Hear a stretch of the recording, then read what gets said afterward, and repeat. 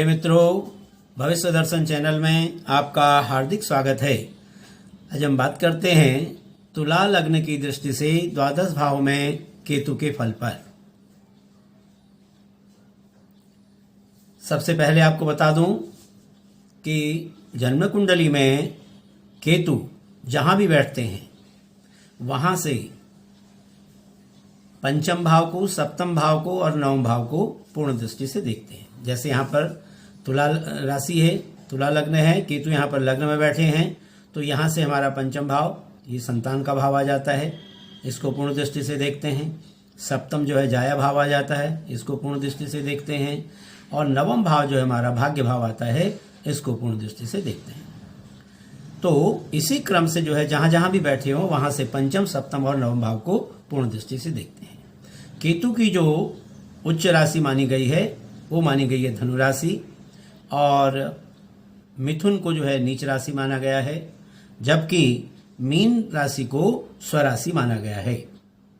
केतु की जो मित्र राशियां हैं, मित्र जो ग्रह हैं वो है बुध, शुक्र और शनि, और सूर्य, चंद्र और मंगल को केतु का शत्रु ग्रह माना गया है। अब बात करते हैं केतु के फल पर विचार करने से पहले कुछ केतु के बारे में चर्चा कर लेते हैं। प्रायः ये देखा गया है कि केतु का नाम सुनते ही मन में एक डर सा लगने लगता है। जिन लोगों को ज्योतिष में थोड़ी भी रुचि है वह इस बात को बहुत अच्छी तरह से जानते हैं कि केतु एक भ्रम पैदा करने वाला ग्रह नहीं है, बल्कि केतु तो एक बहुत ही अच्छा ग्रह है। यदि किसी को केतु अच्छे परिणाम दे तो व्यक्ति को बहुत ही ज्यादा ऊंचाइयों पर ले जाएगा। उसके जीवन में मान, प्रतिष्ठा और समाज में अच्छी पहचान बनाएगा। इसलिए केतु को लेकर डरने की कोई बात नहीं है। आज हम केतु ग्रह से संबंधित कुछ विशेष बातों पर चर्चा करेंगे। सबसे पहली बात तो यह है कि केतु हमें जीवन में क्या देता है। केतु एक रहस्यात्मक ग्रह माना गया है। केतु को लेकर एक भ्रम भी फैला हुआ है कि केतु लोगों को बदनाम करवा देता है, कहीं मुंह दिखाने के लायक नहीं छोड़ता है।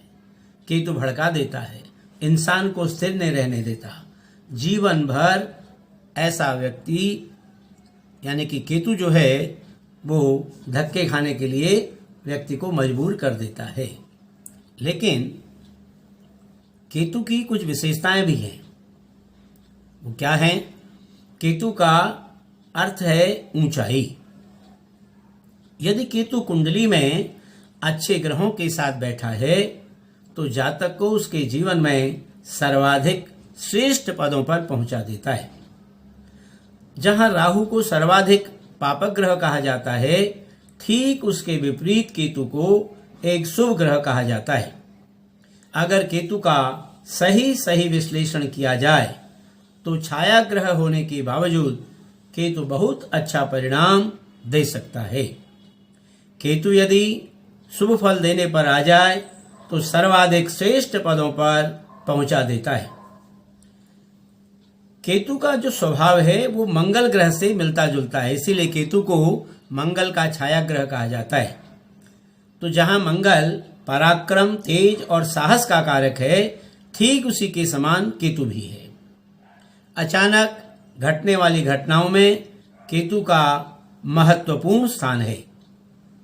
यदि केतु ने अच्छे ग्रहों के साथ अष्टम स्थान में अपना संबंध बना दिया तो निश्चित ही आकस्मिक धन लाभ हो जाता है। प्रिय मित्रों, केतु सिर्फ अच्छा ही फल देता है ऐसा कहना भी उचित नहीं है, और केतु हमेशा परेशान करता है और बुरा फल देता है, दुख देता है, ऐसा कहना भी ठीक नहीं होगा। केतु ग्रह एक भ्रम पैदा करने वाला ग्रह है। केतु ग्रह के द्वारा, केतु को हम छाया ग्रह भी कहते हैं। केतु जिस ग्रह के साथ बैठ जाता है उस ग्रह का बल बढ़ा देता है। शुभ ग्रह के साथ शुभ फलों की वृद्धि करता है और अशुभ ग्रहों के साथ बैठ करके अशुभ फलों में वृद्धि कर देता है। तो ये थी केतु की कुछ विशेषताएं।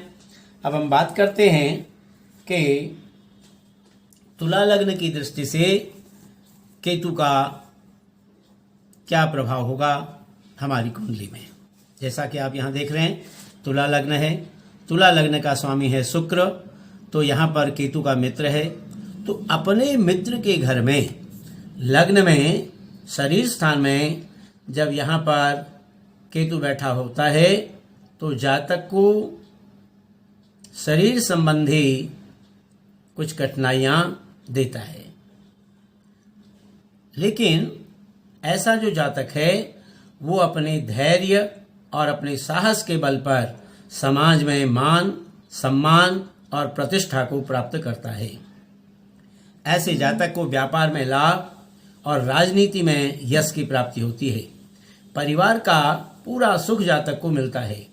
भूमि, भवन, वाहन का सुख भी ऐसा जातक अपने जीवन में पूर्ण रूप से प्राप्त करता है। हम बात करते हैं द्वितीय भाव की, जो हमारा दूसरा भाव है, धन का, कुटुंब का, परिवार का भाव है। यहाँ पर आप देख रहे हैं वृश्चिक राशि है। वृश्चिक राशि का स्वामी है मंगल। तो मंगल जो है वो केतु का शत्रु है। तो ऐसे अपने शत्रु वृश्चिक राशि के मंगल के वृश्चिक राशि पर द्वितीय भाव में स्थित केतु के प्रभाव से जातक के आय के मार्ग में कुछ कठिनाइयां आती हैं। फिर भी ऐसा जातक जो है वो अपने बुद्धि बल पर धनोपार्जन करता है, चिंतित परेशान बना रहता है। कुटुंबियों से कष्ट की प्राप्ति होती है, पर बाहर से इसको बराबर लाभ की प्राप्ति बनी रहती है। ऐसे जातक को संतान तथा परिवार का सहयोग लाभदायक रहता है। भाई बहन का सुख भी मिलता है, लेकिन शरीर में कुछ न कुछ रोग भी बना हुआ रहता है। हम बात करते हैं तृतीय भाव की, जहाँ तीसरा भाव जो हमारा छोटे भाई बहनों का है, हिम्मत का, साहस का, पराक्रम का भाव है। यहाँ देख रहे हैं आप धनु राशि है। तो धनु राशि में जो है केतु उच्च के हो जाते हैं।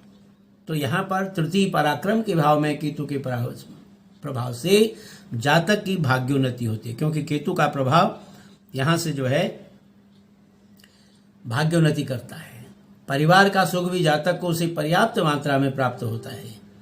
ऐसा व्यक्ति हम ये कह सकते हैं बड़ा परिश्रमी और साहसी होता है।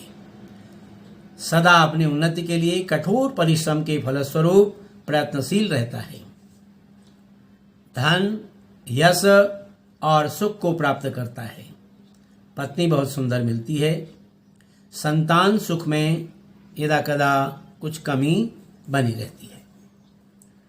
अब बात करते हैं चतुर्थ भाव की, जहाँ चौथा भाव जो है हमारा माता, भूमि, भवन, वाहन का भाव है। यहाँ देख रहे हैं आप मकर राशि है। मकर राशि का स्वामी है शनि, जो केतु का मित्र है। तो इस प्रकार अपने मित्र शनि की मकर राशि पर स्थित चतुर्थ भाव में केतु के प्रभाव से जातक को भूमि, भवन, वाहन के सुख में कुछ कमी बनी रहती है। घरेलू झंझट भी जातक को कुछ परेशान करते रहते हैं। व्यापार में घाटा, अपयश और यदा कदा शरीर में बीमारी भी बनी रहती है।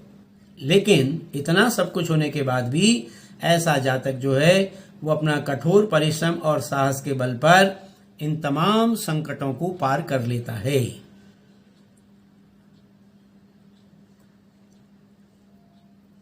इस प्रकार से हम कह सकते हैं कि चतुर्थ भाव में जो केतु की स्थिति है वो सामान्य रूप से जातक को सामान्य जीवन व्यतीत करने के लिए अनुकूल रहती है। अब बात करते हैं पंचम भाव की, जहाँ पांचवा भाव जो है हमारा विद्या, बुद्धि व संतान का भाव है। यहाँ पर भी आप देख रहे हैं कुंभ राशि है। कुंभ राशि का स्वामी जो है शनि है। तो अपने मित्र शनि के कुंभ राशि पर स्थित पंचम भाव में जातक को संतान पक्ष से कुछ संकट बना रहता है। विद्या, बुद्धि के क्षेत्र में भी कुछ बाधाएं आती हैं। कठिन परिश्रम से ऐसा जातक जो है वो विद्या अध्ययन करता है, लेकिन संतान पक्ष से उसे सफलता मिलती है। नौकरी में मान हानि के योग बराबर बनते रहते हैं। जातक को अपने माता के सहयोग से सम्मान और सुख की प्राप्ति होती है। ऐसा जातक विदेश यात्रा से लाभ उठाता है। हम बात करते हैं छठे भाव की, जहाँ पर छठे भाव में देख रहे हैं हम मीन राशि है। मीन राशि में जो है केतु स्वराशि के हो जाते हैं। तो यहाँ पर छठे घर के केतु के प्रभाव के कारण जातक जो है झगड़े झंझटों के और रोग आदि पर जो है अपने जीवन में सफलता प्राप्त करता है। ऐसा जातक कठोर परिश्रम के द्वारा अपना जीवन स्तर ऊपर उठाता है और सुख के सभी साधन जुटाता है। यश, सम्मान तथा संपत्तिशाली इसी प्रकार से वो जातक बन जाता है। यदा कदा शत्रु पक्ष प्राणघातक संकट भी उपस्थित कर देता है, लेकिन फिर भी वो उनके ऊपर विजय प्राप्त कर लेता है। और पत्नी का हम ये कह सकते हैं कि सुख जो है जातक को सामान्य रूप से मिलता है। हम बात करते हैं सप्तम भाव की, जहाँ सप्तम भाव में देख रहे हैं मेष राशि है। मेष राशि का स्वामी है मंगल, यानी कि केतु का शत्रु है। तो इस प्रकार से अपने शत्रु मंगल की घर में मेष राशि पर स्थित केतु के प्रभाव से जातक को स्त्री द्वारा यदा कदा कष्ट जो है भोगना पड़ता है। आमदनी के मार्ग में भी कुछ बाधाओं का सामना करना पड़ता है। स्त्री और व्यवसाय के क्षेत्र में सफलता पाने के लिए जातक को कठोर परिश्रम का सहारा लेना पड़ता है। थोड़ी बहुत सफलता प्राप्त होती है, लेकिन बाहरी स्थानों से जातक को लाभ की प्राप्ति होती है। और ऐसा जातक अपने मित्रों के कारण मुसीबतों से बाहर निकल जाता है। भूमि भवन का सुख ऐसे जातक के परिश्रम पर निर्भर करता है। यदि ये परिश्रम करेगा तो भूमि भवन वाहन का सुख इस जातक को अपने जीवन में पूर्ण रूप से प्राप्त होगा। अब बात करते हैं अष्टम भाव की, जहां अष्टम भाव में देख रहे हैं वृष राशि है, जिसका स्वामी है शुक्र। तो इस प्रकार से अपने मित्र शुक्र की वृष राशि पर स्थित केतु के प्रभाव से अष्टम भाव में जातक को आयु के मामले में कई बार खतरों का सामना करना पड़ता है। प्रायः ऐसे जातक को रोग दुर्घटनाएं परेशान करती रहती हैं, चिंताओं से ग्रस्त रहता है, पेट में कुछ विकार भी बना रहता है। कुल मिलाकर हम ये कह सकते हैं कि ऐसा जातक किसी प्रकार से अपने जीवन की गाड़ी को आगे बढ़ाता है, लेकिन पत्नी से सुख मिलता है और आर्थिक जो चिंताएं हैं वो प्रायः बनी रहती हैं। हम बात करते हैं नवम भाव की, जहाँ पर नवम भाव में देख रहे हैं मिथुन राशि है। मिथुन राशि का स्वामी है बुध। तो इस प्रकार अपने मित्र बुध की मिथुन राशि पर स्थित नवम भाव में केतु के प्रभाव से जातक की भाग्योन्नति में कुछ बाधाएं आती हैं। व्यापार में भी कुछ जातक को हानि उठानी पड़ती है। शत्रु पक्ष ऐसे जातक का प्रबल रहता है। भूमि भवन का विवाद भी जातक के जीवन में बना रहता है।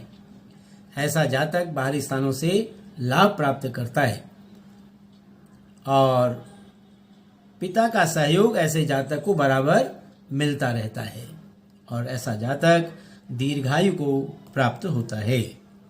हम बात करते हैं दसम भाव की, जहाँ पर दसम भाव में देख रहे हैं यहाँ कर्क राशि है, जिसका स्वामी है चंद्रमा। तो ऐसे अपने शत्रु चंद्रमा के घर में दसम भाव में केतु के विद्यमान होने से जातक को, क्योंकि ये हमारा भाव जो है ये पिता का, राज्य का और व्यवसाय का भाव है, तो पिता से कष्ट की प्राप्ति होती है। राजकीय परेशानी भी बनी रहती है। व्यापार में भी जातक को बार बार कठिनाइयों एवं घाटे का सामना करना पड़ता है। जीवन में अनेक उतार चढ़ाव के बाद साहस के बल पर जातक सफलता प्राप्त करता है। ऐसा जातक जो है वो अपने परिश्रम के द्वारा ही पत्नी, भूमि, भवन और वाहन का सुख अपने जीवन में प्राप्त करता है और रोग भी जो है जातक को यदा कदा घेरे ही रहते हैं। अब बात करते हैं एकादश भाव की, जहाँ एकादश भाव हमारा आय का है, बड़े भाई बहनों का भाव है। यहाँ पर देख रहे हैं आप सिंह राशि है, सिंह राशि का स्वामी है सूर्य, जो केतु का शत्रु है। तो ऐसे अपने शत्रु सूर्य के सिंह राशि पर स्थित एकादश भाव में केतु के प्रभाव से जातक को आय में कठिनाइयों का सामना करना पड़ता है, लेकिन विशेष परिश्रम के द्वारा जातक को सफलता प्राप्त होती है। यानी कि उसको हम ये कह सकते हैं, केतु को एकादश भाव में यदि बैठा हो तो जातक को परिश्रम अधिक करना पड़ता है। ऐसा जातक अनेक कठिनाइयों एवं संकटों से गुजरने के बाद सफलता प्राप्त करता है। शत्रु पक्ष ऐसे जातक का परास्त होता है। विदेश यात्रा से जातक को लाभ मिलता है और ऐसा जातक जो है वो अपने संतान के कारण यश और सम्मान को अपने जीवन में प्राप्त करता है। हम बात करते हैं द्वादश भाव की, जहाँ पर द्वादश भाव में देख रहे हैं यहाँ पर कन्या राशि है, जिसका स्वामी है बुध। यानी कि अपने मित्र बुध की कन्या राशि पर स्थित केतु के प्रभाव से द्वादश भाव में जातक का खर्च अधिक बन जाता है, लेकिन बाहरी स्थानों से जातक को आय की प्राप्ति होती है। संकटों एवं परेशानियों का प्रायः शिकार बना रहने पड़ता है, लेकिन अंत में ऐसा जातक अपने जीवन में सफलता प्राप्त कर लेता है। भूमि, भवन, वाहन और स्त्री का पूरा सुख जातक को अपने जीवन में मिलता है। पर कभी कभी जातक अपयश का भी भागी बन जाता है। संतान के कारण रुग्णता या ग्लानि का अनुभव भी जातक को करना पड़ता है, और ऐसे जातक की जो विदेश यात्रा है वो इसके लिए लाभदायक रहती है। प्रिय मित्रों, इस प्रकार आज हमने तुला लग्न की दृष्टि से द्वादश भाव में केतु के फल पर विचार किया। यदि आपको यह हमारा कार्यक्रम अच्छा लगा हो तो आप हमारे वीडियो को लाइक करें, शेयर करें और सब्सक्राइब भी करें। तब तक हम नई वीडियो लेकर फिर आपके सामने उपस्थित होंगे। तब तक के लिए धन्यवाद।